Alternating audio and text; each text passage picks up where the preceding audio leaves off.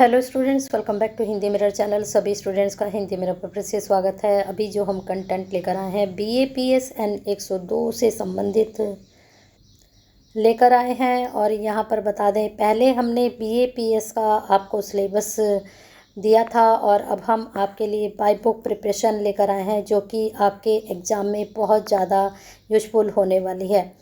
और ये जो हम आपको बाय बुक प्रिपरेशन कराते हैं, सारी यूनिट से आपको टॉपिक समझाते हैं कि आपको कौन कौन से टॉपिक अपने एग्ज़ाम के पॉइंट ऑफ व्यू से तैयार करने हैं।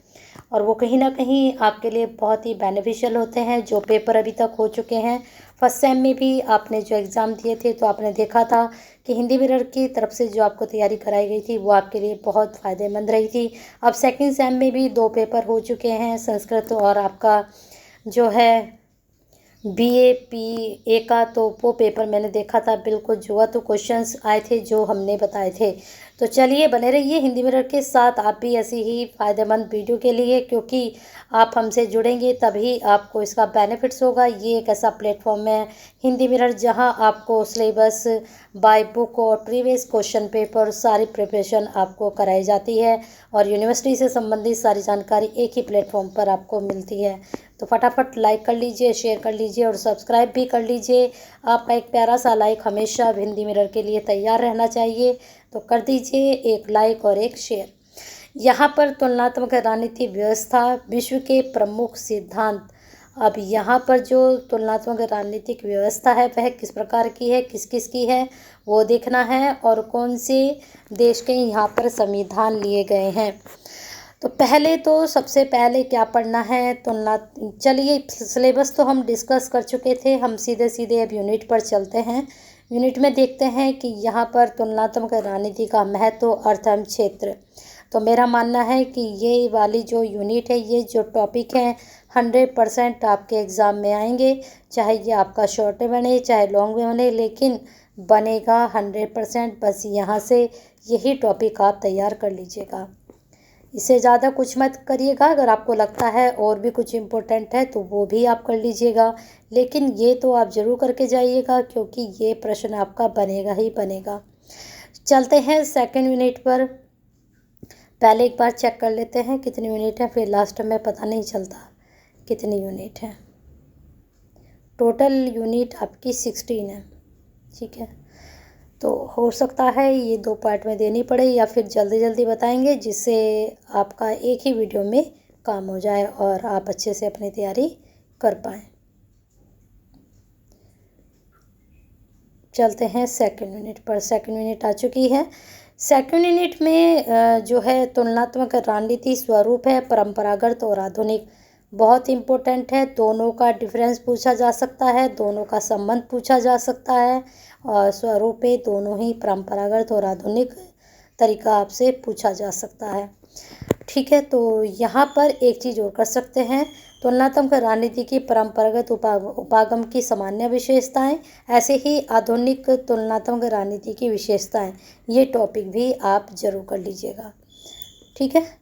चलते हैं नेक्स्ट थर्ड यूनिट की तरफ। थर्ड यूनिट में देख लेते हैं कौन कौन से टॉपिक यहाँ पर पूछे जा सकते हैं एग्जाम में। अब आते हैं संवैधानिक सरकार।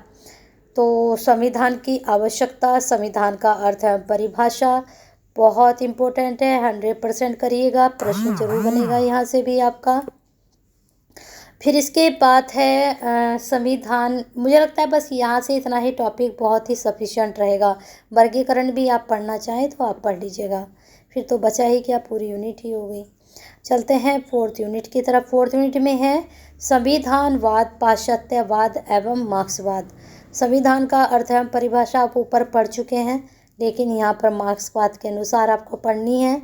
और अवधारणाएं, तो पाश्चात्य अवधारणा किस प्रकार की है, साम्यवादी किस प्रकार की है, लोकतंत्री एक बार गो थ्रू जरूर कर लीजिए, लेकिन संविधानवाद के प्रमुख तत्व, संविधानवाद की विशेषताएं 100% करके जाइएगा, ठीक है। चलते हैं फिफ्थ यूनिट पर। फिफ्थ यूनिट में देख लेते हैं कौन कौन से प्रश्न बनेंगे। आपका 21 वाला भी मैं साथ के साथ ही अपलोड करूँगी, जिससे कोई कंफ्यूज ना रहे आप लोगों को। 102 भी और 121 भी दोनों साथ साथ बैक टू बैक अपलोड होंगे। और प्रीवियस पेपर मैं आपके पेपर से पहले पहले आप तक पहुंचाने की कोशिश करूंगी, जिससे आप अपनी अच्छे से तैयारी कर सकें। अब इसमें देख लेते हैं संसाधनात्मक शासन प्रणाली में। संसाधक शासन प्रणाली अर्थ हम परिभाषा करके जाइएगा। संसाधनात्मक शासन प्रणाली की विशेषताएं और इसके गुण दोष भी एक बार को पढ़ लीजिएगा। एक बार को चाहे विशेषताएं मत पढ़िएगा, लेकिन गुण दोष जरूर पढ़ लीजिएगा संसाधनात्मक की। चलते हैं आगे। अब कई स्टूडेंट्स कहते हैं कि मैडम आप सारे यूनिट में से बताते हो।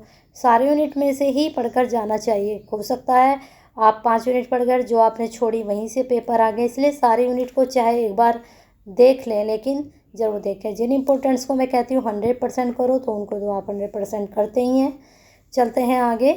अध्यासात्मक शासन प्रणाली का अर्थ एवं परिभाषा और विशेषताएं, सभी के इनके गुण दोष भी पढ़ लीजिएगा।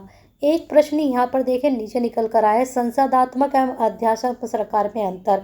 तो पहली जो इससे पहली यूनिट है और ये यूनिट, दोनों की सरकारों में इन्होंने अंतर पूछ लिया। ये 100% करके जाइएगा। कुछ जो अलग बनता है ना प्रश्न, वो तो करके ही जाना चाहिए, क्योंकि उसके चांसेस ज़्यादा रहते हैं आने के। अब बात करते हैं एकात्मक शासन प्रणाली। एकात्मक शासन का अर्थ एवं परिभाषा और एकात्मक शासन की विशेषताएं, इसको भी 100% कर लीजिएगा। एकात्मक शासन का प्रश्न भी बनता ही बनता है। चलते हैं 8 यूनिट पर, संघात्मक शासन प्रणाली। संघात, अब देखिए सब में वही चीज़ आ रही है। सभी की अर्थ एवं परिभाषा है, सभी के गुण और दोष हैं। अब इनमें कुछ नहीं कहा जा सकता। हाँ, इस तरह के प्रश्न एकात्मक संघात्मक शासन प्रणाली में अंतर, इस तरह के प्रश्न 100% बनने के चांसेस रहते हैं। तो अब जैसे सभी के गुण दोष हैं, सभी की विशेषताएं, सभी सरकारों की, तो इनको गो थ्रू जरूर करिएगा, एक एक बार जरूर पढ़ लीजिएगा, क्योंकि ज़्यादा अंतर नहीं होता है, सिमिलरिटी बहुत ज़्यादा होती है इनमें। तो उससे क्या होगा, आप देखोगे कि अगर आप 1 से 2 भी पढ़ रहे हो, तो तीसरा आप खुद से ही लिख कर आ सकते हो। अब बात करते हैं संविधान की। ब्रिटिश संविधान की मूलभूत विशेषताएं और ब्रिटिश संसद। आप ब्रिटिश संसद में भी देखिए उसकी विशेषताएं हैं। ब्रिटिश संविधान के स्रोत क्या हैं, ये कर लेना। ब्रिटिश पार्लियामेंट का उद्भव और विकास, ये 99% आपका आ सकता है। और हाउस ऑफ लॉर्ड्स का गठन एवं शक्तियाँ, ये भी 99% आपका एग्ज़ाम में बन सकता है। चलते हैं आगे नेक्स्ट यूनिट पर। हम नेक्स्ट यूनिट में देख लेते हैं क्या क्या प्रश्न बन सकते हैं एग्ज़ाम के। अब मैं भी 9 यूनिट बता दूँ आपको, यहीं से आ जाएगा? नहीं, मैं सारा बताऊंगी आपको, कहीं से कुछ भी पूछा जा सकता है ना। कार्यपालिका, न्यायपालिका, दल प्रणाली, ये यूनिट भी आपकी 100% इम्पोर्टेंट है। यहाँ से भी प्रश्न आपका बनेगा। ठीक है। ब्रिटेन में क्राउन की शक्तियाँ, महत्व, ये पढ़ चुके हो आप। ब्रिटेन में मंत्रिमंडल का उदय एवं शक्तियाँ, ये पढ़ लेना। और ब्रिटेन में प्रधानमंत्री, ये भी टॉपिक इम्पोर्टेंट रहता है। और दूसरा ये ब्रिटेन में न्यायपालिका का उद्भव एवं विकास, ये टॉपिक आप पढ़ सकते हो। चलते हैं आगे। अब देखिए जितने भी देश के संविधान यहाँ पर लिए गए हैं, सभी में इसी तरह के अब टॉपिक आपके बनेंगे। अब हम सोचेंगे कि हम क्या पढ़ें क्या छोड़ें, कौन कौन से संविधान को छोड़ें, कौन कौन सा संविधान पढ़ें। तो मैं बता दूं कि सभी में कुछ ना कुछ सिमिलरिटी है, तो आपको ज़्यादा मेहनत करने की ज़रूरत नहीं है। थोड़ा थोड़ा सा भी आप पढ़ेंगे तो आप दूसरे को आराम से भी अटेम्प्ट कर पाएंगे। अब बात करते हैं ब्रिटेन के बाद अमेरिका की। अमेरिका में भी देखिए बिल्कुल सेम ही यहाँ पर स्रोत पूछे हैं, विशेषताएं पूछी हैं। ज़्यादा कुछ नहीं पूछा इस यूनिट में, बस ये स्रोत कर लीजिए और विशेषताएं कर लीजिए। बाकी जब आप ये पढ़ोगे तो अमेरिका संविधान के बारे में आपको खुद से ही पता चल जाएगा। चलते हैं आपकी 12 यूनिट पर, 4 यूनिट और रह गई हैं। बात करते हैं संयुक्त राज्य अमेरिका की। इसकी संघीय कार्यपालिका, विधायिका, न्यायपालिका, दल प्रणाली, इनके शॉर्ट क्वेश्चन बन सकते हैं, तो इसको एक बार ज़रूर पढ़ लीजिएगा आप। अब यहाँ बात करते हैं अमेरिकी कांग्रेस विधायिका का परिचय, संघीय कानून तैयार करना। तो यहाँ पर अमेरिकी सोनेट की एक दृष्टि जरूर पढ़ लीजिएगा। और अमेरिकी सीनेट में पार्टियों का विकास, एक सिंहावलोकन, ये प्रश्न ही जुकातू पूछा आपसे जा सकता है। ठीक है, चलते हैं आगे। बाकी जो टॉपिक जो मैं बताती हूँ तो आप करते ही हैं, और आपके पॉइंट ऑफ व्यू से भी कोई इम्पोर्टेंट निकल कर आता है तो उसको भी आप ज़रूर पढ़कर जाया करें। स्विट्ज़रलैंड भी बहुत इम्पोर्टेंट है, 99% यहाँ से भी प्रश्न पूछा जाता है। संविधान की मूलभूत विशेषताएं सबकी एक ही सेम ही है। स्विस संविधान की मूलभूत विशेषताएं क्या है, संघवाद का अर्थ बताइए।